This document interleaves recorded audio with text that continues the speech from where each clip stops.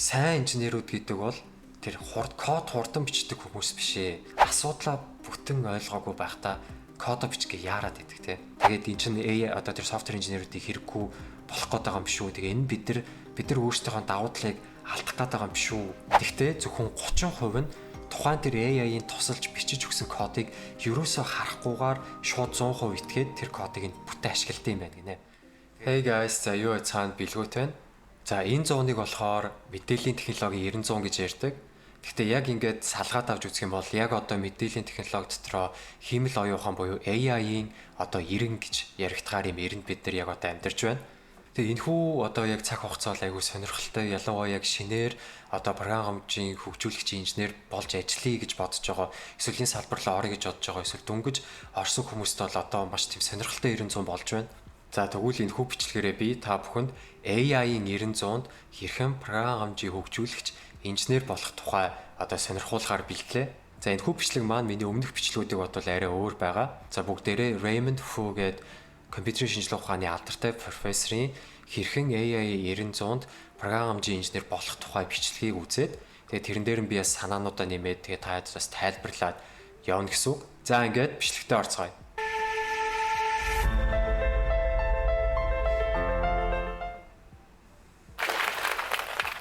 At the turn of this century, when I started to learn software engineering, one of my professors told us that in the future, every job is a programming job. That's in 2001. And he said that we're holding a golden ticket to job security. Just last month, the CEO of GitHub said that the future of programming is natural language. За энэ хүртэл зогсоё. Манай профессор 2001 онд суралцж ирсэн байна. Тэгээ тэр үед нь болохоор өөрийнх нь профессор юу гэж хэлсэн бэ гэхээр 2001 онд ингээд ирээдүйд бол дэлхийн бүх ажлууд ерөөхдөө программинг ажлууд байх юм шүү гэж хэлсэн юм байна.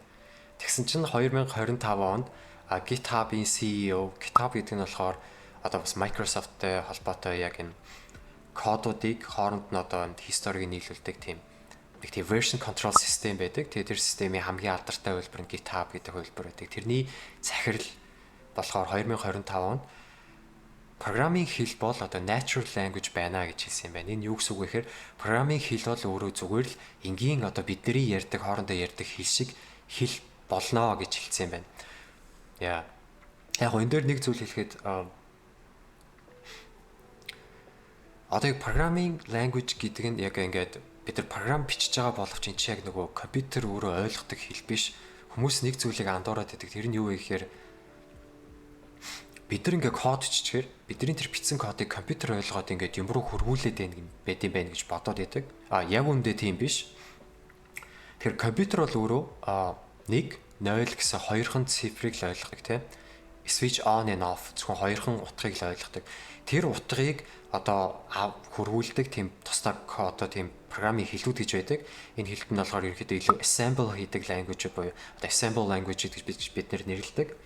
Тэгээд тэр хэл рүү бас хөрвүүлдэг одоо build хийдэг language гэж бас тусдаа байдаг. Тэгээд тэр build хийдэг language-ийн дараагийн өмнөх language нь одоо яг бидний бичдэг програмчлал хэл гэсэн. Өөрөөр хэлбэл одоо яг бидний бичиж байгаа программын хэлүүд 2 3 удаа өөр хэл рүү хөрвүүлэгдчихэж компьютер ойлгож байгаа гэсэн. Тэгвэл одоо яг бидний бичиж байгаа энэ хэл яг яадаг хэл юм бэ гэвэл компьютер ойлгохоос илүү хүмүүс бид нар ойлгох зорилготой хэл гэсэн үг. Яг бид нэр англи хэл бичсэн юм шиг биш. Гэхдээ яг уншихад бол яг ингээд нэг тийм хараад хүн ойлгохоор тийм хэлнүүд байгаа гэсэн. Тэгэхээр програмчлалын хэл гэдэг бол илүү компьютерт биш, илүү хүнд тэр компьютерийг хийж байгаа зүйлийг илүү ойлгох зорилготой хүнд зориулсан хэл гэж хэлж болно. Тэгээ тэр утгаар нь бас магадгүй манай профессор 2001 онд бүх зүйл программын хэл болно. Тэгээ бас 2025 онд ч гэсэн бүх зүйл одоо тэр CEO, GitHub-ийн CEO 2025 онд ч гэсэн бүх зүйл natural language болно программын хэлүүд гэж хэлсэн бас энэтэй холбогдож байна гэж бодож байна. It looks like the prediction of my professor at the turn of this century is going to become true, but probably not in the way that he had imagined.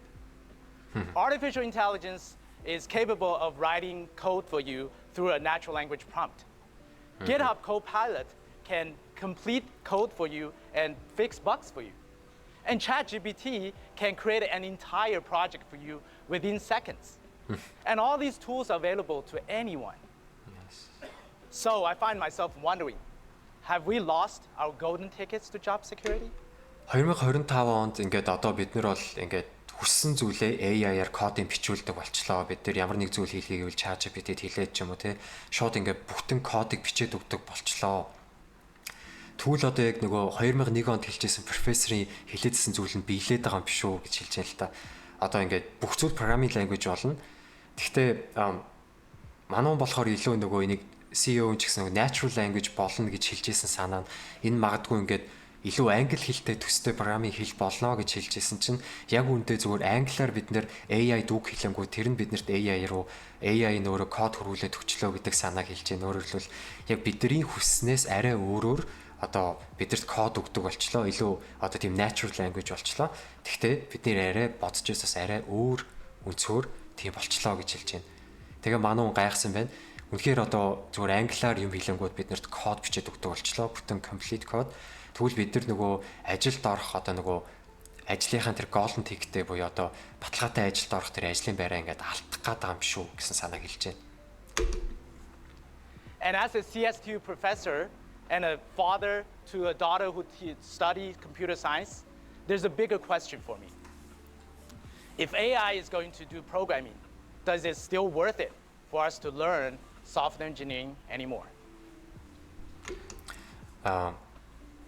За манай хүн болохоор өөрөө профессор, том сургуульд профессор одоо computer science профессор гэдэг. Дээр нь охин нь бас software engineer-ээр сурд юм байна. Тэгвэл одоо би ингээд миний охины ирээдүйн мэрэгжил бас энэ олон шавийг бэлтгэж байгаагийн хувьд одоо би өөрөөсөө асуулт асуусан гэж байна. Үнэхээр одоо програм хамжийн инженерийг орчин үед ийм AI ингэж амар хөгжсөн байхад сурах нь шинэ оюутнуудад үнэхээр одоо ирээдүйтэй мүү, үнэхээр хэрэгтэй мүү гэж одоо асуусан байна өөрөөсөө. Today, I would like to explore this question with all you guys. Let's talk about what AI can do, and more importantly, how our students of software engineering prepare for the future roles of a real software engineer.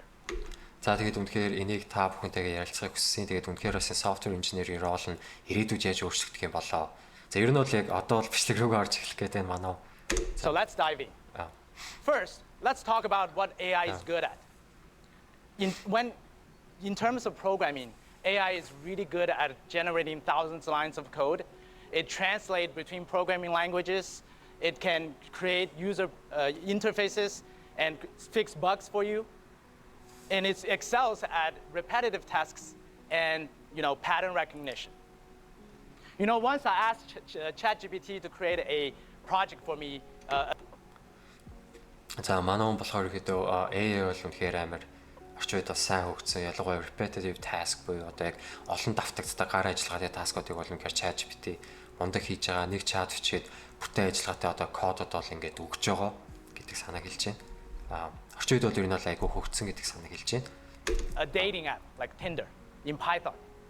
And within seconds, it actually created a complete application with user profiles, the swiping logic, and even a sample database. The only thing it didn't do for me is find me a date. За энд манай айгаа бас гоё санаа хэлж байна. Манай болохоор ингээд Tinder-тай адилхан тийм dating application ингээд бичүүлсэн гинэ. Тэгээ бичүүлсэн чинь манай профессорт болохоор нөгөө user interface-ийг өгсөн юм байна. Утсан дээр нь ингээд яг ажилтдаг юм хөдөлгөөнтэй user interface, артлынх нь яг тэр ажиллагааныхын logic code-ыг нөгцөн. Тэгвэл бүр ингээд database буюу одоо өвлийн сангийн хүртэл зохион байгуулад бүр ингээд complete shot ингээд ашиглаж болохоор application-ы код бичээд өгсөн юм байна. Тэгээ ганцхан юм надад өгөөгүй. Тэр нь юу вэ гэхээр надтай ингээд одоо танилцах тэр эмэгтэй хүнийг надад өгөөгүй гэсэн тийм санааг хэлж байна манай. But AI has a lot of limitations. We have to accept that. It still doesn't understand the why behind all the tasks we ask them to do. It needs human input for real-world context and scenarios. It may not work well prioritizing long-term business goals and assessing trade-offs. And last but За энэ дээр айгүй том point хэлж байна. За хичнээн ингээд саяных шиг Tinder шиг те магадгүй Tinder нэг стартап байсан гэж одоо цаана магадгүй хэдийн инженер ажиллаж исэн бүүмэд бөөнөрөө сууж байгаа тийм аппликейшнийг бичээл гаргасан бүүн болсон. Магадгүй Tinder гэж байгаагүй. Тэгээд AI гарцсан бол AI-аар зүгээр 5 минутын дотор тэр аппликейшнийг бичүүлэх байсан. Өөрөөр хэлбэл бүтэн стартапын тэр их инженер ажлуусыг баг хэрэггүй болох гэдэг юм шиг те. Тэгвэл ийм амар юм болсон ч гэсэн яг үүндээ одоо хүртэл бид нар софтвер инженер бол хэрэгтэй байгаа. Бид нар AI-ыг бол илүү одоо ашиглах төвшөнд гаргаж байгаа. Тэгээд AI-ийн хийж чадахгүй зүйлсүүд бас айгүйх байгаа. Тэгээд тэр нь юу вэ гэхээр ялангуяа юм long term business goals буюу магадгүй та short term task-уудыг харж байгаа бах. Гэхдээ тэндээс яг холын алсын хараа ч юм уу зорилтуудыг бол гаргаж чадахгүй. Бас дээр нь assessing trade offs буюу одоо яг балансыг одоо гаргаж чадахгүй гэсэн. Одоо би энийг хийх юм бол энийг яаж алдах вүлээ те. Би магадгүй үр ашигаа нэмэгдүүлэх юм бол надад ямар зардал гарах вэ ч юм уу. Одоо яг энэ trade off-удаа хийж чадахгүй тийм бас зүйлүүд байгаа гэсэн. Өөрөөр хэлбэл тийм human context одоо тийм хүнтэй ажиллаж байгаа алсын харааг харсан эсвэл тийм одоо ямар нэг зүйлийг trade off хийх зүйл дээр бол AI бол айгуу дутагдaltaй ажилдгаа гэсэн санааг манай хэлж байна. But not least, it's not reliable. It hallucinates and sometimes gives us the wrong answer. За тэгээд хамгийн гол зүйл нь бол бас ерөнхийдөө бол буруу хариу өгдөг гэж байна. Яг дандаа зөв хариу өгдөггүй hallucinates буюу одоо хий юм харах буюу одоо яг тань тийм ойлгомжгүй нэг тийм одоо буруу зүйл өгнө л гэж хэлж болно. Буруу хариу өгдөг. The statistics say that 55% of the developers today are actually starting to use Copilot. But only 30% of them are accepting the outcome without any changes. So if you are a developer and you are not in the first 55%, that means you're not using AI. You're in trouble. But if you are in the 30%, that means you trust AI too much. You may be in bigger trouble. Okay, so энэ айгуус гоё point хэлж байна.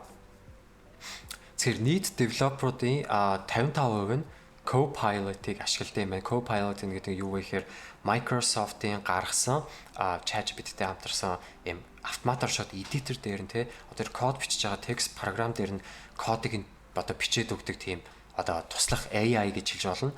Тэгээд энэ AI-ыг болохоор нийт developer-уудын 55% нь ашигладаг юм байна.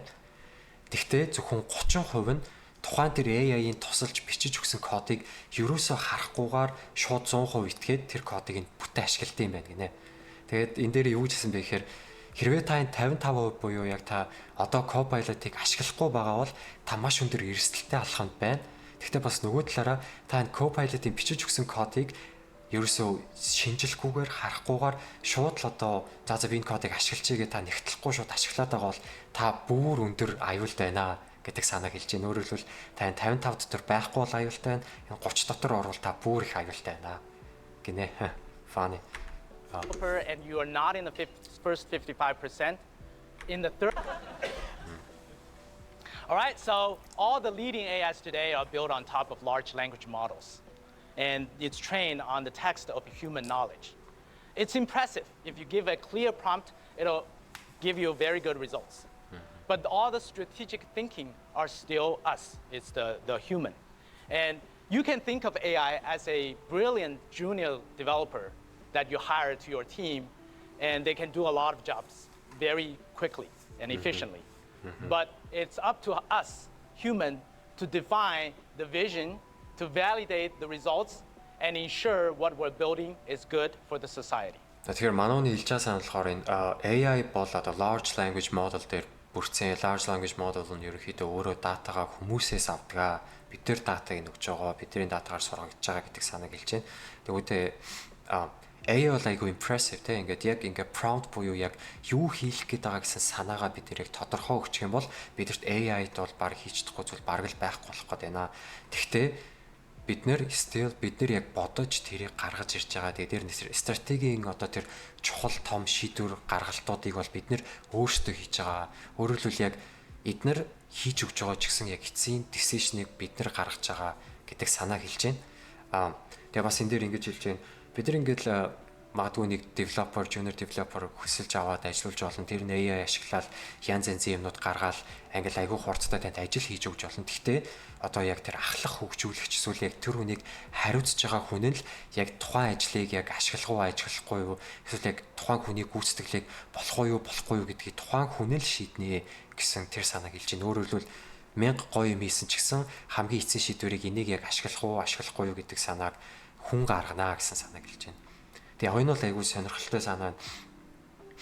Одоо өөр мэдээж AI-г бол айгүй олон салбарт ашиглаж байгаа. Тэгээ магадгүй мис засалт ч юм уу бас ашиглаж байгаа гэж бодъё л да. Тэгвэл одоо мис засалт одоо энэ хүний биеийг судлаад энэ талаас нь ингэж одоо мис заслаа хийвэл одоо ийм хутга ашиглуулж юм уу те ингэн тэгнэ гэдэг гिचсэн шийд ингэж танд айгүйх мэдээлэл өгсөн ч гэсэн яг эцсийн шийдвэрийг яг ингэж хий гэдэг шийдвэрийг бол манай тэр мис заслын ч өөрөө л гарганаа гэдэг бас одоо яг тэрнтэй л яг ойролцоо энэ өөрөөр хэлбэл AI ямар ч хийж болно. Гэхдээ эцсийн шийдвэр бол хүнээс гарах ёстой. Гарч байгаа гаргаж болно гэсэн санааг хэлж байна. It's good for the society. So there's another thing that I want to talk about that AI is struggling on. It's struggling to communicate and collaborate with human beings. За тэгээ AI бас нэг юм асуудал одоо хүртэл байгаад байгаа. Тэрний юу гэхээр ерөнхийдөө одоо хүртэл яг хүнтэй AI бол харилцаад одоо ч гэсэн айгүй асуудлууд байгаад байгаа гэж байна. Well, maybe you will say this is more of a human problem, right?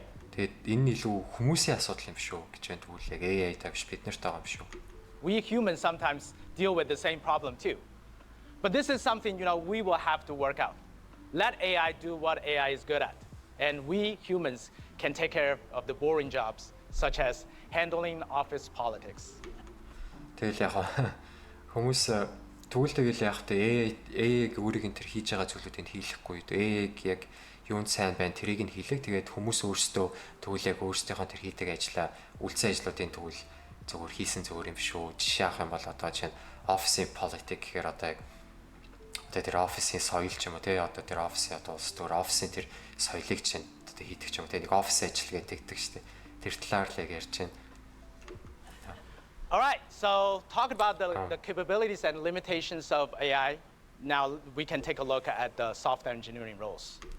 Тэгэхээр ирээдүйн саяны хэсэг хүртэл бол AI-ийн чадах зүйл болон яг limitation буюу одоо яг тултлаа хийж чадах, тэрнээс илүү хийж чадахгүй зүйлүүдийн тухай ярьлаа. Тэг хийж чадах зүйлүүд нь бол ер нь бол бидний өгсөн таскыг яг prompt-а зөв бичвэл айгүй сайн хийж чадах юм байна. Гэхдээ яг энэ decision-ыг яг цаашаа гаргах илүү алсын хараатай ч юм уу эсвэл trade off буюу яг энийг хийвэл энийг алдах нь аль нь зүгээр өгсөн тийм одоо risk management ч юм уу тиймэрхүү зүйл дээр бол илүү одоо муу гэсэн тэр санааг хэлсэн те. За одоо тэгэхээр дараагийн хэсэг рүү орж байна. So software engineering roles is not just about writing code. За одоо тэгвэл бүгдээрээ яг энэ software engineering одоо ажлын байрны тухай ярилцъя гэж байна.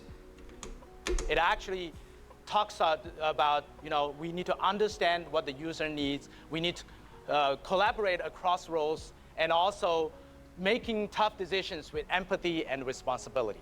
This is what is. Тэгэхээр software engineer гэдэг нь бол өөрөө зүгээр л ингээ код бичдэг ажил биш ээ. Энэ нь бол одоо маш их логик бодох асуудал, жижиг асуудлыг том асуудлыг жижиг болгоод салгах тэр артлын одоо том зүйлүүдийг бодох тэгээд айгуус хариуцлага болон одоо empathy гэдэг ч одоо монголоор юу гэж орчуулд юм бол та. Ер нь бол одоо тэр яг хүнээс одоо тэр гарч болох хүн чанар гэх юм уу? Одоо тиймэрхүү зүйлүүд дээр одоо бас гаргаж чадах тэр одоо тэр чанга шийдвэрүүдийг гаргадаг тим ажиллаа. Зүгээр нэг код бичээд болдог зүйл бол биш ээ гэдэг санааг хэлж байна. Software engineers should be doing, right? We're not just text executors.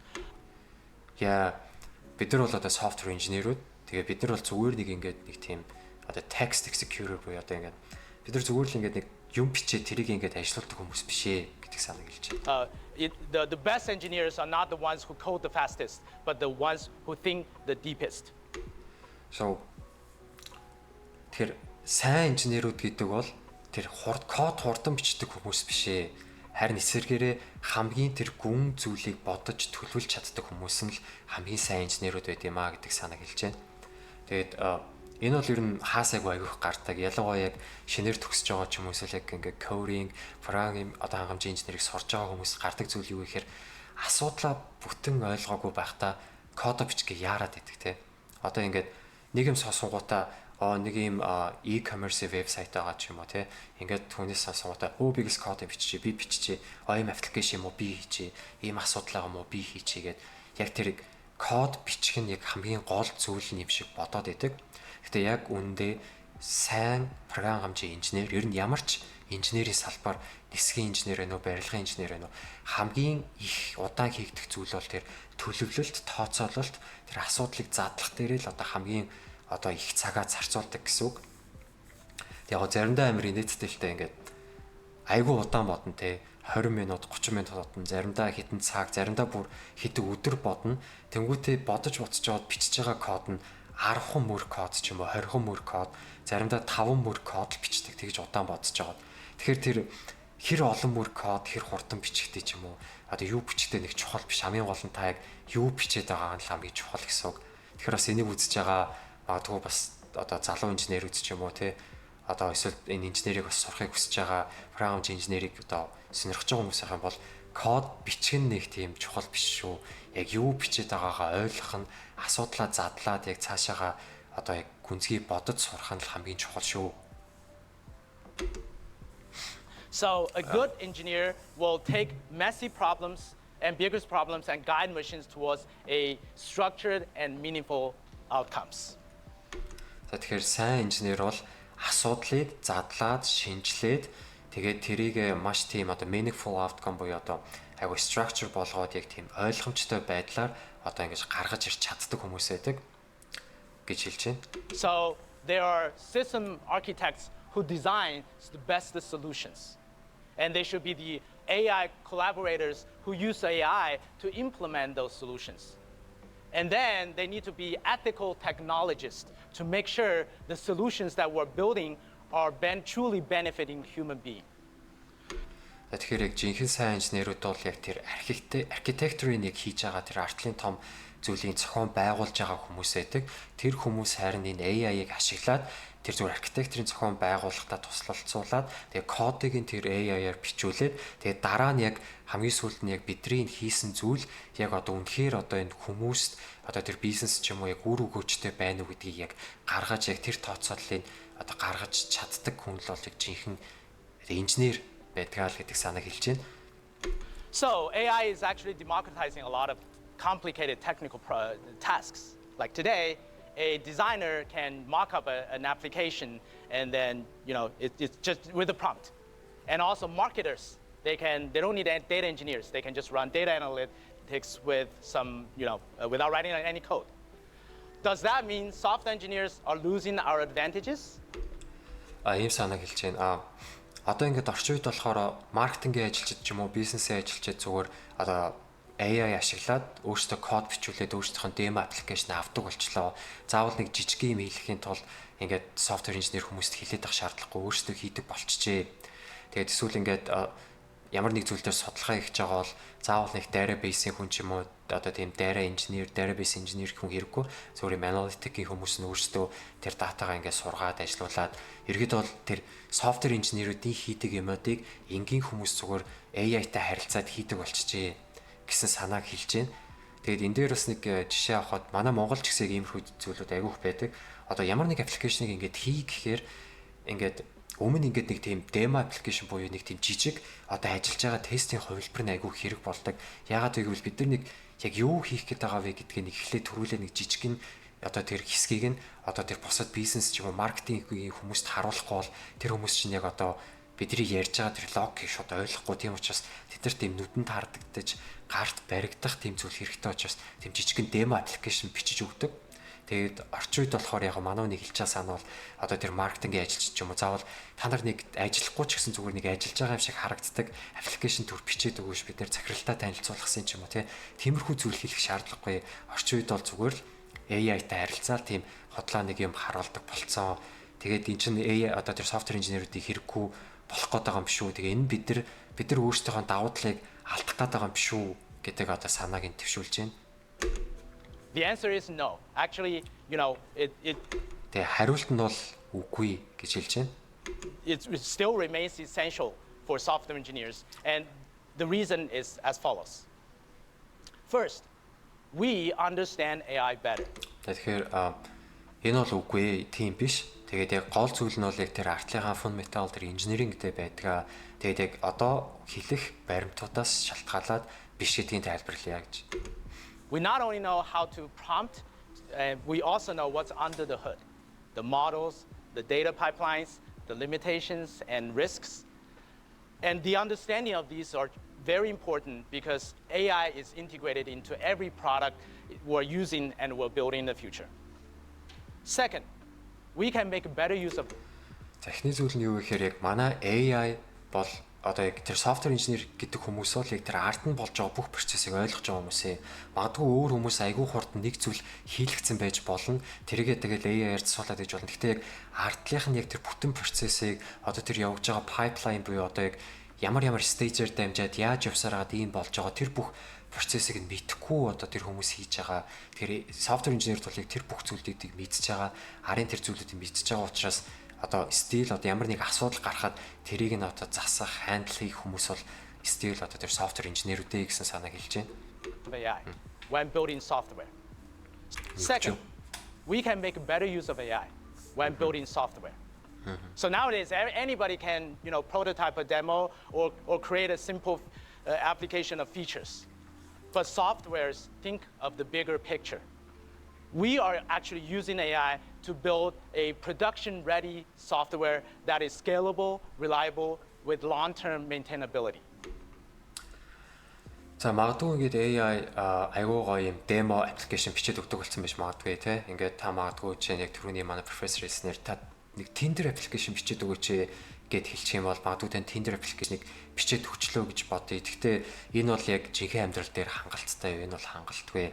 Яг тэр software engineer-уудын хийдэг зүйл бол одоо бол харин тэр AI-г ашиглаад бас өөрсдөө одоо scalable буюу одоо уян хатан одоо өргөгдөх боломжтой, reliable буюу айгүй найдвартай, тэгээд long term maintainability буюу одоо тэр удаан хугацаанд одоо ашиглагдах тийм боломжтой аппликейшнуудыг бичдэгэ гэдэг санааг хэлж байна. Тэгээд магадгүй энэ дээр зарим хүмүүс яг түүл дээр AI чинь Tinder-ыг бичээд өгч байгаа юм бол Tinder инженерүүд нь ямар хэрэгтэй юм бэ? Тэр scalable, reliable and maintainable нь ямар хамаатай юм бэ гэж бодож магадгүй тэгвэл би гээс тайлбарлаад өгье. За бөөнөрөө Tinder дээр биш арай нэг өөр жишээ дээр аваад үзье. За Look TV-гийн жишээн дээр аваад үзье. За бүгдээрээ Look TV-тэй адилхан нэг тийм кино үзүүлдэг тийм стриминг вебсайт хийсэн гэж бодъё л тоо. За тэгэхээр манай вебсайт кино үзүүлдэг. Тэгээд бүх код нь AI-аар бичүүлсэн. Бид нар ямар ч инженер ашиглаагүй энэ ингээд ашиглалтанд орсон хүмүүс ашиглаж байгаа. За тэгсэн чинь танаа хандлт чинь гинт өсчлөө. Өмнө байгаагүйгээс их хандлттай болчлоо. Тэгсэн чинь танаа аппликейшн чинь гинт ажиллагаа болоод унтарчлаа. Тэг ачаалаа дийлэхгүй болчлоо. Түл яах вэ? Одоо эндээс яг ямар асуудал гарч ирж байгаа вэ гэхээр өмнө болохоор та AI-д аппликейшн бичээд өгөөгээд тэгсэн чинь танд аппликейшн бичээд өгсөн.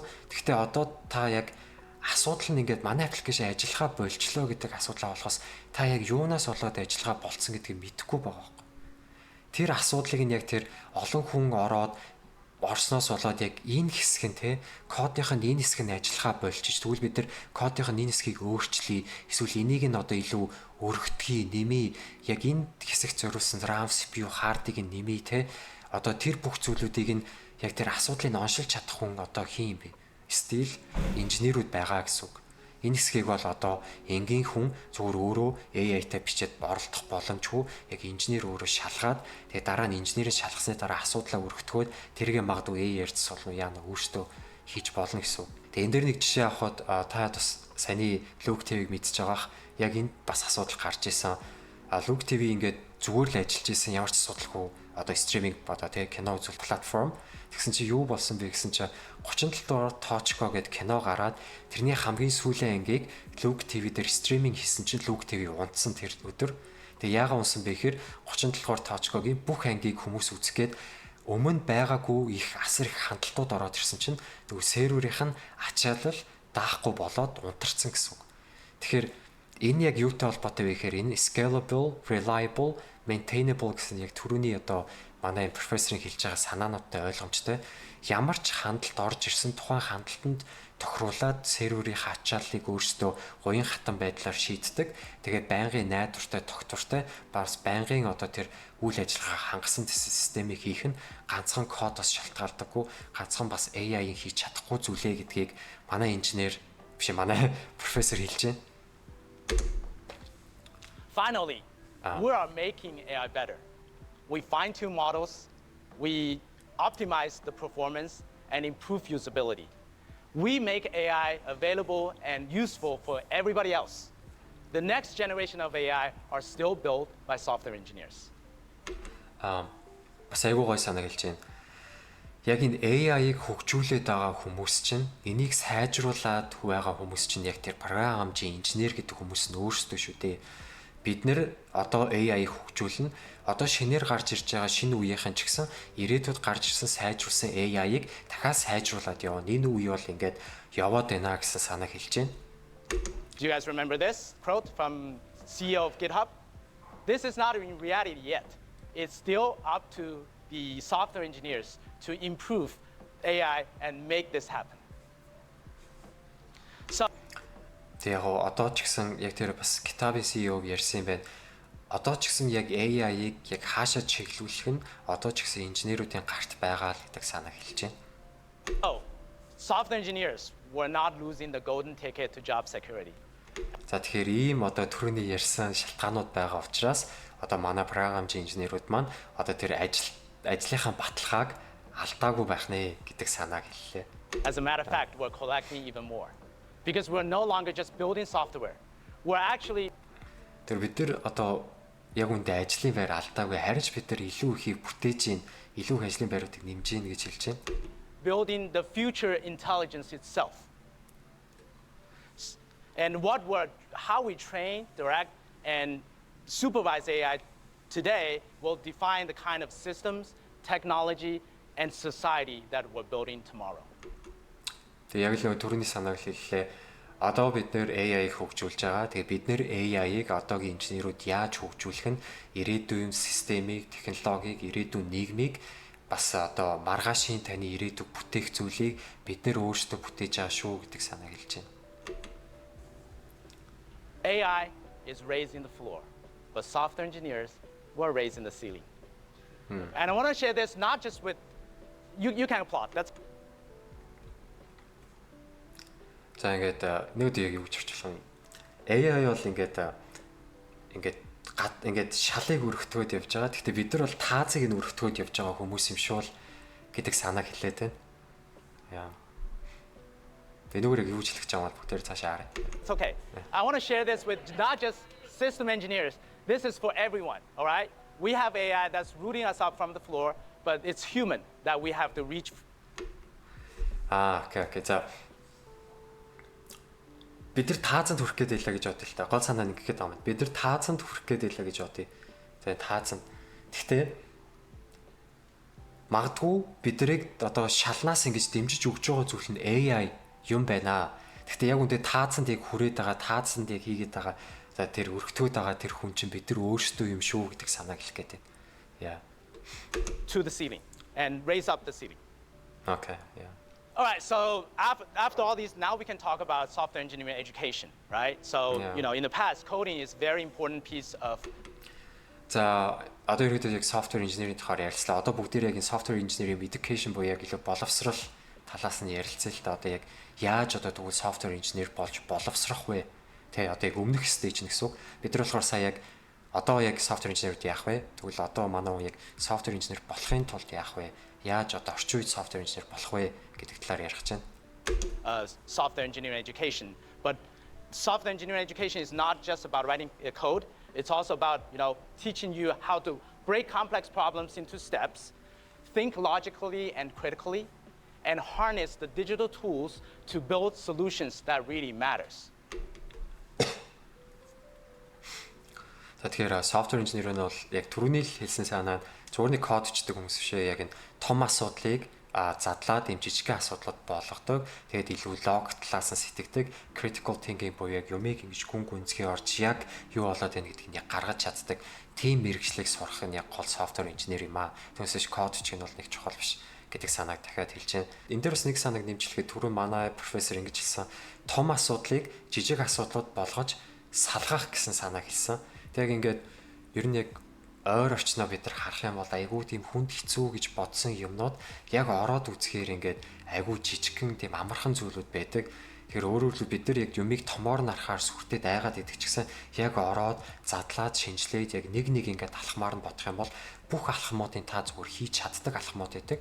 Зүгээр л олон таны хийж чаддаг алхмуудыг нийлүүлээд нэг том асуудлыг одоо үүсдэг, тэрнээс одоо шийдэл нь гарч ирдэг гэдэг одоо гэдэгт би итгэдэг. Тэгээд яг энэ санааг бас яг манай профессор бас энэ дээр хэлж байгаа шиг байна. Одоо тэг код одоо юу гэдэг чинь тэр dating application түрүүний тэр Look TV ч юм уу те айгүй юм те стриминг үйлчилгээ үзүүлж байгаа ч юм уу date хийж байгааг одоо утсан дээр буулгах гээд айгүй хүнд ингэж юу сонсгож байгаа боловч яг ингээд деталаар нэг нэгээр нь бас ингэж тэр том асуудыг задлж харах тэр чадвар бас айгүй чухал. Энэ бол яг софтвер инженер хүнд байх ёстой хамгийн том чадваруудын нэг.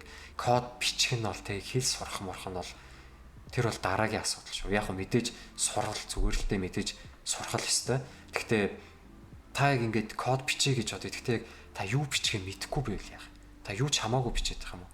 Яг л та эссе бичиж байгаатай адилхан гэсэн үг. Та эссе бичгийг хүсвэл та эхлээд яг ямар өгүүлбэрийн бүтцтэй яаж бичих үү гэдгээ задлана. Юу гэж эхлэх үү, юу гэж төгсөх үү? Би эссегээр яг ямар санааг харуулах уу гэдгээ бодно гэсэн үг. Тэгжээж та эссегээ бичиж байгаа. Яг тэрнтэй адилхан та кодоо бичгээс өмнө асуудлаа ойлгоод, задлаад, шинжилээд тэгжээж яг бүтэн ойлгоод шийдлээ гаргаж ийж кодоо бичиж эхэлнэ гэсэн үг. So in the time when AI is everybody's assistant, engineers becomes the orchestrators. We remove barriers and open doors. And in order for us to be a successful software engineer, the students should go beyond learning code as quickly as possible and get into the following things. Тэгэхээр орчин үед бол ерөнхийдөө та шинээр одоо инженер бодоо ингэж юу болохыг хүсэж байвал одоо зүгээр ингээд нэг хурдан код бичиж сурахаас илүүтэйгээ одоо бас одоо миний хэлэх эдгээр зүйлсүүдийг та бас ашиглаарай гэж хэлж байна. You know, so in order to become a successful engineer in the future, we should focus on master the foundations. За тэгэхээр та ирээдүйд амжилттай софтвер инженер болохыг хүсэж байвал та яг тэр фундаментал буюу одоо яг тэр яг гол зарчим одоо тэр зүйлүүд дээр нь зүйлийг нь яг хамгийн сайн сураа гэж эхлээд. The data structure, the algorithm, the programming concepts, there's өгөгдлийн бүтэц, алгоритм, яг тэр програмчлалын үндсийг та яг сураа. Тэр нь яг гол зүйл нэ гэж хэлж байна. Still very important. Spend enough time to learn on these and become an expert on those. Because энэ дээр яг ингээд тодорхой хэмжээний цагийг зарцуул. Тэгээ энэ дээр яг одоо эксперт болоо гэж хэлж байна. they're very important basics. Яа тэгвэл энэ нь бол үнэхээр маш чухал тийм одоо анхааралтай заавал сурах ёстой бүх юмны одоо үндэс гэдэг санааг хэлж байна. Next, think about system like architect, because aim higher, meet the expectation of a senior engineer as soon as possible, and think about designing systems that is reliable and scalable. Тэгэхээр энэ айгу чухал зүйл бас хэлчлээ. Юу гэж хэлж байгаа гэхээр одоо зүгээр код бичгээс илүү яг одоо тэр архитектурын төвшөнд яг дизайны төвшөнд одоо анх сурч байхдаа харж эхлэе. Шууд өөрөөр хэлбэл одоо яг одоо яг ажил дээр яадаг вэ гэхээр ихэнхдээ яг тэр дизайн хийж байгаа архитект хийж байгаа хүмүүс нь ахлах инженерүүд нь эсвэл яг тэр дизайн архитектурын тусдаа ролтой тийм нэлээд удаан ажилласан туршлагатай хүмүүс яг тэр системийг загварчилдаг. Тэгээд яг тэр загварлсан системийг нь код бичдэг хүмүүс нь ихэнхдээ дунд түвшний эсвэл яг тэр одоо ахлан сурж байгаа хүмүүс нь илүү яг тэрэн дээр ажилдаг гэж хэлж болно. Тэгвэл одоо энэ хүний хэлж байгаа санаа нь бол анханасаа та нар сурахдаа системээ загварчлаад архитекторыг гаргаж сураа. Өөрөөр хэлбэл анх сурахдаа би junior анхан түвшний инженер биш, анханасаа би ахлах түвшний инженер байх хэмжээний зүйлсүүдийг анханасаа сураад мэрэгшээд яваа гэдэг санааг хэлж байна. Бас айгүй аргаантай те. Одоо юу гэдэг чинь анх сурж байгаа хүн шууд ингээд одоо ахлах төвшний инженерээр бас яах бас яг уу орчин үед бол гэхдээ тэхээс өөр бас аргагүй байж магадгүй л дээ. Манай бас өөр юу гэж тайлбарлах нь гонор харъя. Go beyond, go full stack across disciplines. The days when a software engineer can focus on either the front end or the back end or the database is gone. The future of software engineers are all full stack engineers. And За одоо ингээд өмнө нь бол ингээд front end, back end engineer те эсвэл яг зөвхөн утасны аппликейшн хөгжүүлдэг, эсвэл зөвхөн вебсайтны гадна талын хөгжүүлдэг, эсвэл зөвхөн би database дээр ажилладаг те эсвэл би зөвхөн Python-ы дээр ажилладаг, би зөвхөн артлын кодон дээр ажилладаг гэсэн зүйл ирээдүйд бол байхгүй. Энэ AI хөгжсөөр хагаад ерөөхдөө бол нэг тийм gap бол байхаа болно. Тэгэхээр та бүх зүйл дээр мастер болох хэрэгтэй. Бүх зүйл дээр нь тодорхой хэмжээний одоо ажилд сурах хэрэгтэй гэж хэлж байна. Магадгүй энэ хэлж байгаа зүйлийг нь өмнөх зүйлтэй нь холбох юм бол та бүх зүйлийн basic одоо тэр зүйлүүдийн сурж аваа. Та бүх зүйл дээр тодорхой хэмжээний тэр fundamental тэр анхны зарчим мэдлүүдийг сурж аваа гэдэг санааг хэлэх гээд байгаа шиг байна. Хүн болгон ерөөдөө full stack engineer болно л гэж хэлж байна. There's more. You need to also get into the other disciplines like design, product, data, project management. Тэгээ ганцхан энэ код бичих, баазтай ажиллах юм инженерийн зүйлүүд биш ээ, яг юм код бичих зүйлүүд биш. Та үүнээс гадна одоо юмыг дизайнлах, тэгээ бүтээгдэхүүний төвшөнд, өгөгдлийн одоо тэр датаны төвшөнд, project management-ийн төвшөнд өөрөөр хэлбэл одоо ингээд таныг хүн хянаад чинь таскыг хийгээрэй, энэ таскээс дараа энэ таскыг хийгээрэй ч юм уу те. Одоо манай таск юу болж байна, манай project юу болж байна, яаж ийн гэдгийг хянах тийм зүйлийг нь хүртэл хүн хийхгүйгээр тэрийг нь хүртэл та өөрөө хийн шүү гэдэг санааг хэлж байна. Ер нь бол айгүй маргаантай тий. Одоо бас айгүй хэцүү. Өөрөөр хэлбэл яг ийм нэг төсөл дээр олон хүн ажиллахаа болоод нэг төсөл дээр нэг хүн нэг AI-тай цуг ажиллана л гэдэг үг болох гээд байна. Тэгээ тэр хүн нь кодож бичнэ, project-д хянана, дизайнач гаргана. Тэр бүгдийг AI-тай хамтраад өөрөө нэг тийм супер хүн, AI-ыг ашиглаад нэг тийм супер хүн болноо. Инженер гэдэг бол зөвхөн кодоос хязгаарлагдаад бүх зүйлээ хийдэг тийм хүн болох юм биш үү гэдэг санааг манай өөрөө хэлж байна. Тийм учраас бас бүх зүйл дээр нэрхийдээ тодорхой хэмжээгээр суралцаарай гэж хэлж байна. And be prepared to wear multiple hats. Practice communication and collaborations. Learn to work with people. Тэрэгдээ practice болон communication-ыг сураарай, collaboration-ыг сураарай, хүмүүстэй хамтарч ажиллах, тэгээ хамтдаа ингээд хүмүүстэй харилцах, тэр хүмүүсийн одоо тэр хүмүүстэй харилцах ажлыг хэлээрэй. Энийг яг арай өөр хэлэхдээ soft skills гэж нэрлэдэг. Ерөнхийдөө яг тэр хүнтэй харилцах одоо тэр менежмент хийх одоо скиллүүдийг сураарай гэдэг санааг манай хэлж байна. Ирээдүйд бол одоо энэ hard skill-үүд нь илүү одоо AI-аар хийгдэн. Тийм учраас та илүү хүнтэй харилцах ажлуудаа илүү сурсан зүгээр шүү гэдэг санааг хэлж байна.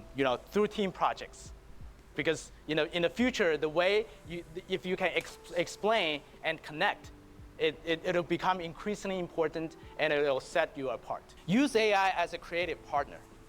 Embrace UI, don't hate it. And learn LLM, generative AI, model fine-tuning, and RAG, etc. You discuss your project with AI and delegate. Тэгээд AI-ыг ерөнхийдөө өөрийнхөө партнер гэж хараа, тэ зөв creative одоо тийм чам тусалж байгаа тийм зүйл гэж хараа. Энийг муу талаас нь сайн талаас нь хар. Тэгээд мэдээж large language model tuning хийх талаар суралц. Иргэд AI-г илүү сайжруулах талаар суралц. Одоо өөрийнхөө project-ийг AI-тай хамтарч ярилц.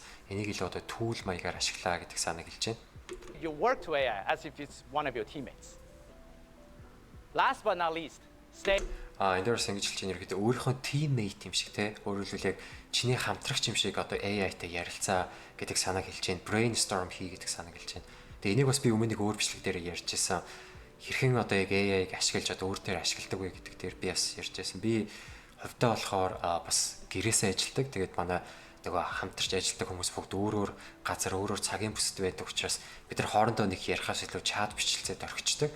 Тийм учраас яг надад ингэж өөрт яг ярилцаад шийдвэр гаргачих ч юм уу хамт ингэж ярилцах тийм зүйл ерөөсөй байдаггүй. Тийм учраас би өөр AI-тай ярилцдаг. Яг ингээд AI-аас яг 100% шийдвэр гаргахаас илүү би ингэж бодож байна, чи юу гэж бодож байна гэдэг хариу ирэнгүүт нь тэгтээ наа чи нэм юм биш үгээ те би илүү AI-тай ингэж мэтгэлцэх brainstorm хийх замаар шийдлээ гаргаж явдаг. Тэгээд ерөөдөө бас энэ өмнөх китаптай жишээн дээр ярьсан шууд кодыг нь хянахгүйгээр ашигладаг хүмүүс буруу гэж ярьжсэн тий.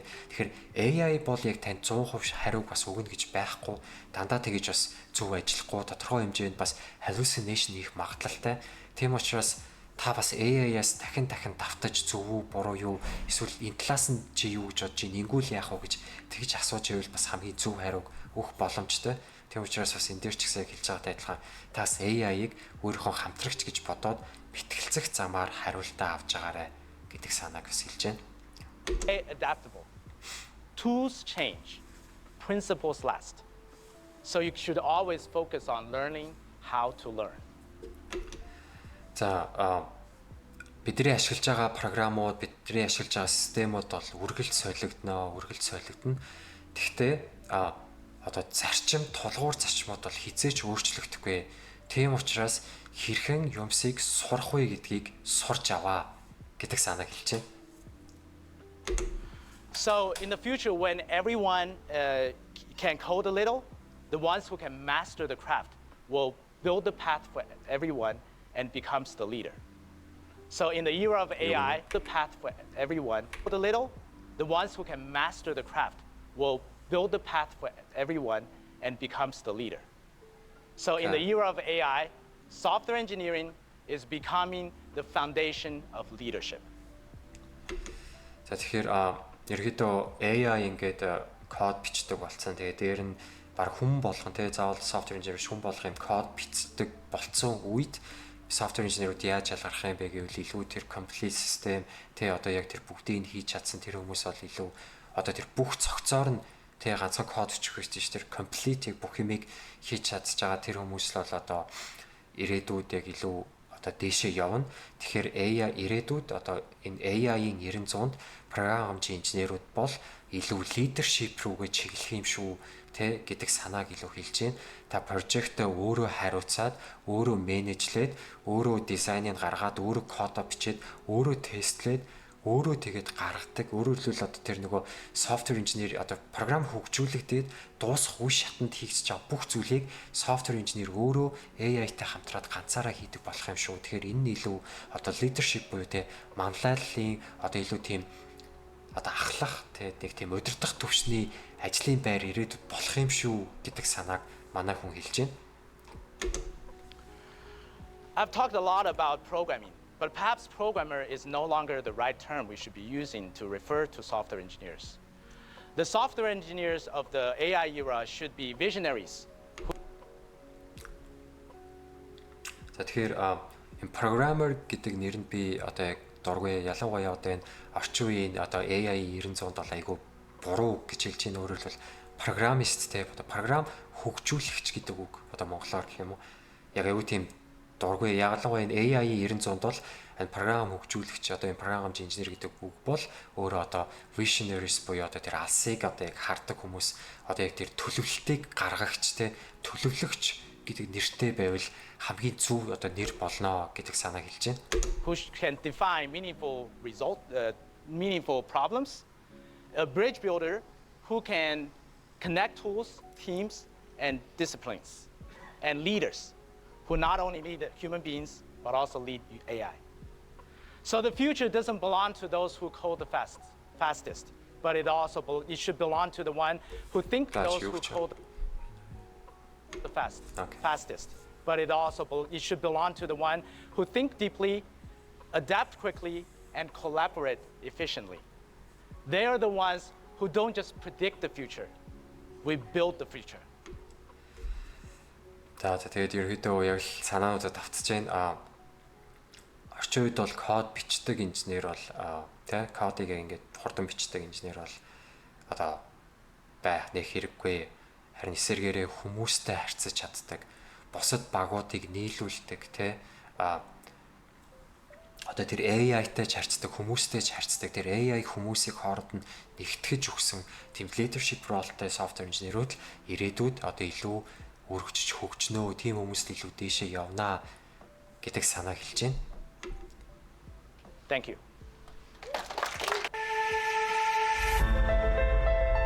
За guys тэгээд бичлэгийн хувьд иймэрхүү байлаа. Та бүхэн бас өөрсдөө юу гэж бодож байна? Comment хэсэг дээр сэтгэлээ үлдээгээрэй. За тэгээд би энэ бичлэгний линкийг доор description хэсэгт үлдээчи. Та хэд бас өөрсдөө үзмээр байл сонирхоод ороорой. За товчхон би яг өөрөө юу гэж бодож байна вэ гэвэл манай хүмүүний ерөнхийдөө профессор хэлж байгаа санаатай бол би санал нэгдэж байна. Мэдээж AI-ийн нөхцөлд одоо тэрийг хөгжүүлж байгаа хүмүүс нь software инженерүүд. Тэгэхээр бид нар бол алга болно гэж байхгүй. Гэхдээ бас нэлээд том өөрчлөлтүүд явагдах баха.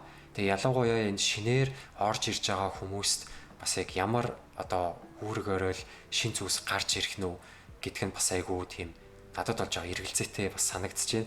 Яг манай үний хэлдгээр бол анханасаа тийм за би ороод сурчих юм байна те би одоо нэг тийм үлгэн салгаан сургуулаа төгсөөд ажил дээр гараад ажиллаа сурчих юм байна гэдэг зүйл бол ер нь бол алга болох юм шиг байна. Эсвэргээрээ илүү анханасаа та илүү яг бүх юмаа сураад илүү их зүйлийг сурж агаад ажилдаа орохгүй бол ирээдүйд гологдох магадaltaй, ажлын байргүй болох магадaltaй юм шиг харагдаж байна. Хүмүүсийг илүү бас олон өргөн хүрээний зүйлүүдийг сураасай, бас энэ талаараа илүү бас судлаасай.